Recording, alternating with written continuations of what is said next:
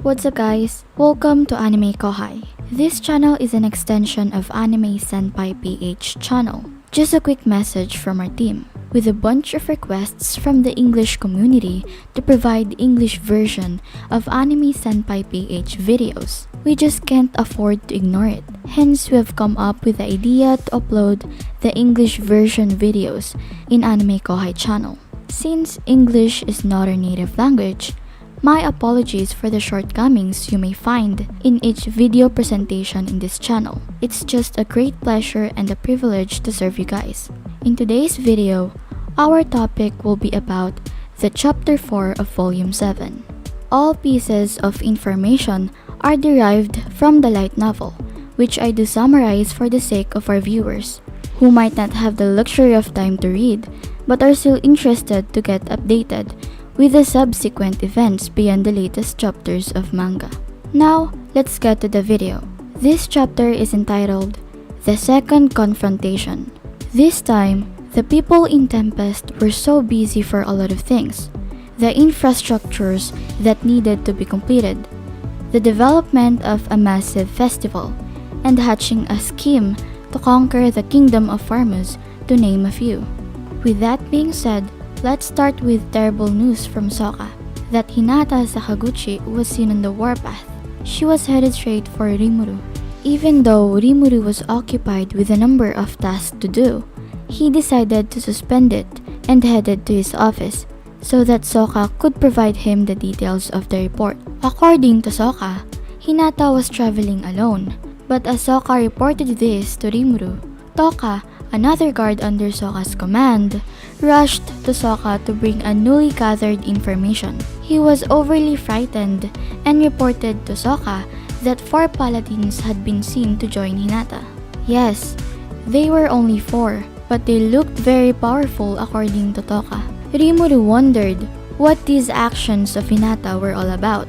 He doubted that she was coming on friendly terms, but Rimuru was hoping that would open her mind for a peace negotiation. But the guard saw that Hinata was carrying this odd-looking sword called the Dragon Buster, and the Crusaders were fully armed as well. This made Rimuru to conclude that Hinata Sakaguchi must have rejected his friendly proposal, and immediately after that, he felt that a fight was coming up.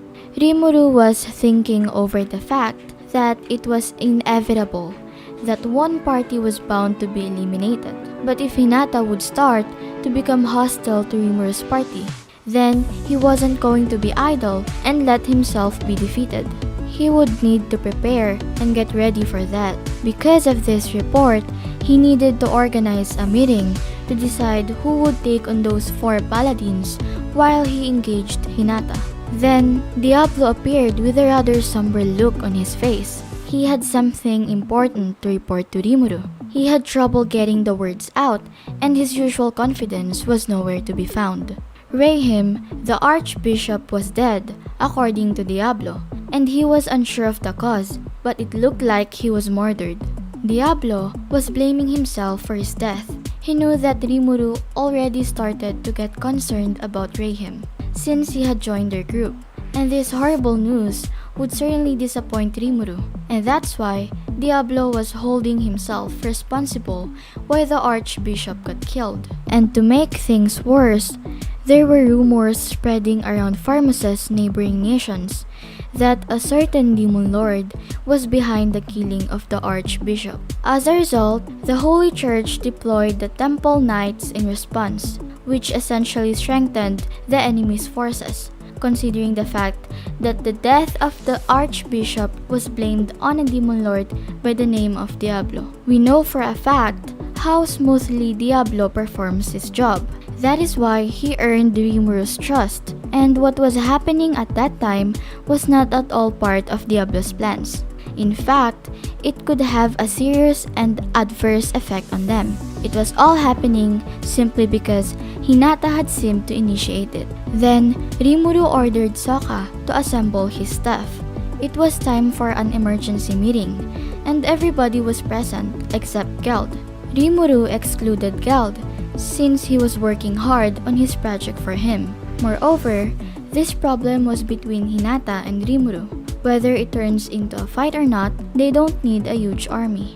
Even though Hinata's team is composed only of 5 members, Rimuru's party has got to be prepared. You can't always count on numbers all the time. Just like the phrase, quality over quantity. It's actually the quality that matters. Each of the paladins coming their way would be ranked an A or higher, so Rimuru would need his main team on the front lines to fight back. Despite the fact that Sokka and his men are all A level or so, Hinata and her companions successfully eluded the attempts of Sokka's team to track them. However, they failed to elude when it came to Soe, Rimuru's professional spy. With his phenomenal intelligence gathering skills, Soe was able to stay abreast of Hinata's progress and managed to constantly update Rimuru with data from his informants. Information is key to any strategy, and Soe has been playing a vital role in the security of Tempest. Rimuru has even called him his shadow, and has always been satisfied with his performance. According to Soe, the temple knights deployed around Farmus were over 30,000, and their mission was to destroy this demon. Diablo's face went pale as he confirmed from Soe's report that the enemy had been aware that a demon was maneuvering Farmus in secrecy. If you can recall, Rimuru has instructed Diablo to maneuver behind the scenes, but this time it becomes apparent that his involvement has been exposed. Diablo's face turned pale not because he feared the enemy, but he sort of failed to meet Rimuru's requirements for him to work it out secretly. The enemy's number was such a huge force that if it turned into a war of attrition, Yom's side would have the disadvantage. However, the kings of Farmus are not following the leadership of the Western Holy Church. It seems that the church has its own internal factions, which complicates the chain of command. Unfortunately, these internal factions are not yet identified. Rimuru's team don't even know about the identities of the so-called the 7 Days clergy, and they appear to have trouble in coming up with their force assignments. Being sad and depressed, Diablo commented that they should have asked Rayhim about this matter. Diablo has always been self-sufficient and never bothered to ask for feedback from someone he thinks lower than him, and so this time it seemed to backfire on him. But Shion preyed upon the chance by saying that it was exactly Diablo's failure and insisted that it would be better for all of them if a more experienced guy like her took command. Just like that, Diablo and Shion fight like cat and dog all the time. But this time, Diablo decided to keep silent to show admission of his mistakes. Shion was jealous because even though Diablo was just a new guy, he was getting great role and assignment from Rimuru. Shion was not capable of doing assignment like this. Hence, Rimuru assigned the job to Diablo, a more intelligent guy than Shion. Rimuru tried to comfort Diablo to forget about what happened. He explained that everybody makes mistakes, and even Rimuru did not expect that Rayhim would get killed, and it's not even a big deal for Rimuru that Diablo's involvement has been exposed. Diablo was worried about getting relieved from his post, but Rimuru encouraged him to make up for it and defend himself from this false accusation. But what matters most right now is to identify Rayhim's assassin, so they could prove to the general public that the demon behind the killing of Rayhim is not under Rimuru. Shuna gave encouragement to Diablo, and he felt relieved and had his ease and confidence back again. Diablo promised that he would make up for his mistakes. He is a man of his words, and he means what he says. Meanwhile, Rimuru assigned Benimaru to be in charge of managing their forces. Benimaru said that the need for reinforcement will depend on their strategy. If worst comes to worst, he will bring Geld back, and Benimaru will take the front line. He is not concerned about the numbers very much, but he is concerned about how they are going to use their forces. Benimaru looked like he was ready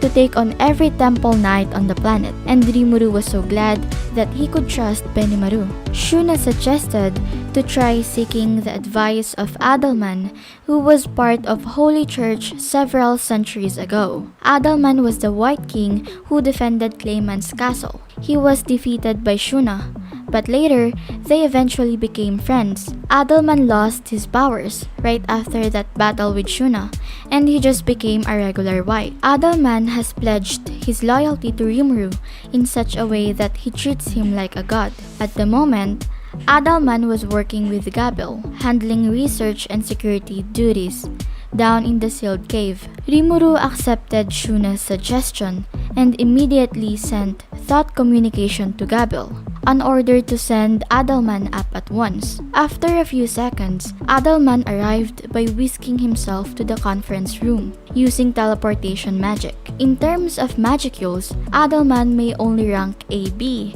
but you can't downplay his rank too much. He could still cast high caliber spells that he learned during his living days. He's intelligent and magically gifted enough.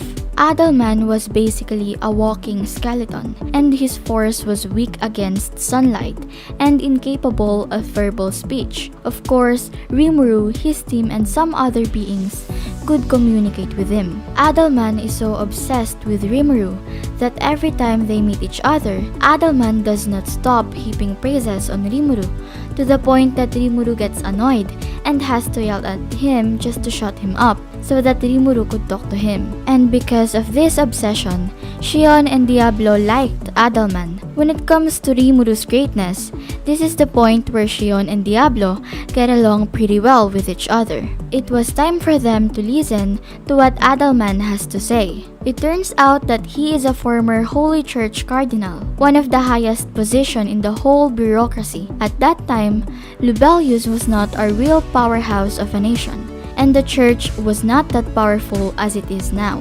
Adalman first told them that the Holy Empire of Lubelius is a religious state, with the god Luminous at the peak, and the Holy Emperor was considered the official spokesperson for this god.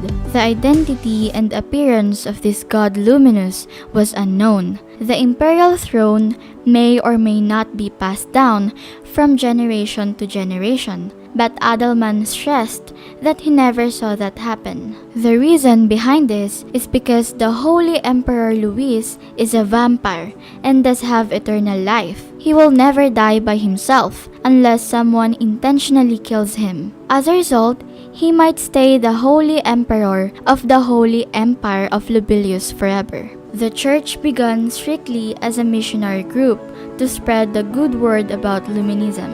It had no standing army at all, but due to the danger involved with their field of work, the papacy formed the Temple Knights. This was to protect Luminous faithful from monster threats and keep the general public safe as well.